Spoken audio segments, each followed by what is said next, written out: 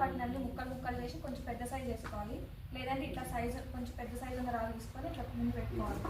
ముందు వాటితో ఫిల్ చేసుకోవాలి. ఇది కూడా సేమ్ కాన్సెప్ట్. మీకు ఇందాక బెడ్ లో చెప్పా కదా, కిందంతా మనకి కొంచెం వరుస ఏది వాటర్ ఉన్నా ఈజీగా వెళ్ళిపోయేలాగా అట్లా ఉండాలి. ఇందులో కూడా సేమ్ కాన్సెప్ట్.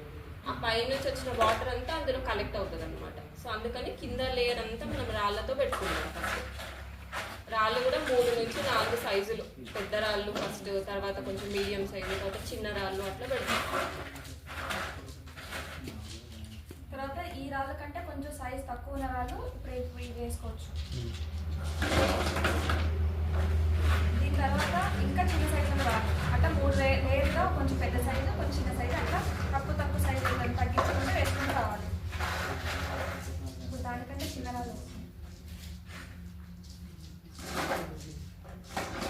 ఇట్లా ఒక 10 నుంచి 15 సెంటీమీటర్స్ వరకు ఇట్లా రాళ్ళు అనేది వేసుకుని రావాలి. ఇట్లా 3 రకాలుగా వేసుకున్న తర్వాత ఇసుక వేసుకోవాలి మనం.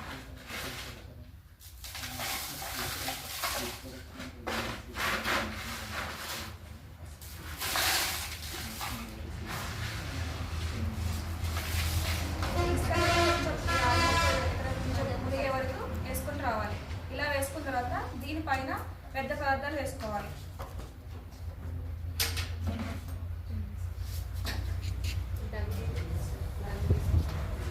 ఇవి కూడా లేయర్స్ అండి.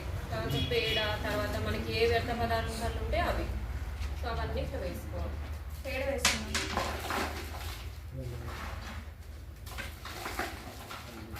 ఇలా పేడ వేసుకున్న తర్వాత దీనిపైన పెద్ద పదార్థాలు వేసుకోవాలి.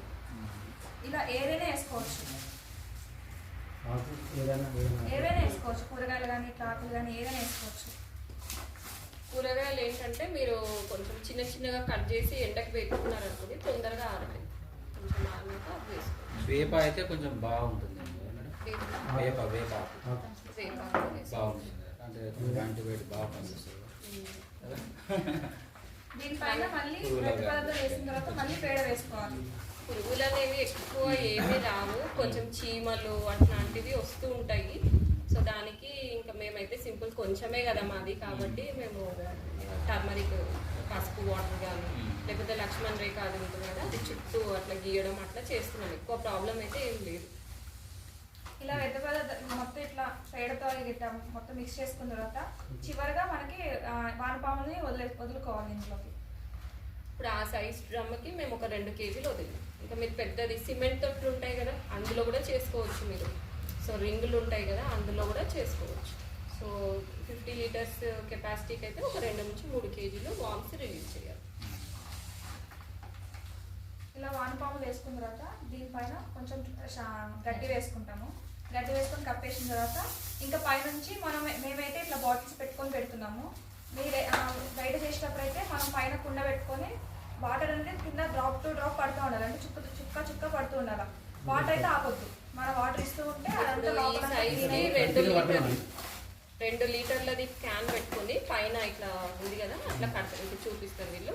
ఒక్కొక్క చుక్క పడాలి. ఇవాళ మీరు 9 o'clockకి మీరు 2 లీటర్స్ స్టార్ట్ చేసిన అనుకోండి, నెక్స్ట్ డే మార్నింగ్ 9 o'clock వరకు అది అయిపోవాలన్నమాట. అట్లా ఒక్కొక్క డ్రాప్ పడాలి. నెక్స్ట్ డే మళ్ళీ వాటర్ మార్చాలి.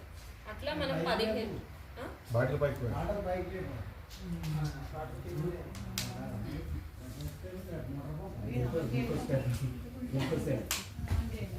కుండకి చిన్నగా హోల్స్ జనరల్గా ఏం చేస్తారంటే కుండకి చిన్న హోల్స్ పట్టుకొని ఒక్కొక్క డ్రాప్ పడేలాగా చేస్తారు. ఇలా వస్తున్నప్పుడు మనకు 10 నుంచి 15 రోజుల తర్వాత మనకు వర్మి వాష్ అనేది వస్తుంది. అప్పుడు వచ్చిందని దాన్ని మనం మొక్కలకు వాడుకుంటాం. అట్లా మళ్ళీ మొత్తం